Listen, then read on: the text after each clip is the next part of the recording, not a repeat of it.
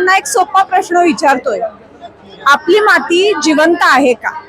माती जिवंत आहे का आणि त्या मातीमध्ये काय काय दडलेलं आहे हे तुम्हाला माहिती आहे का?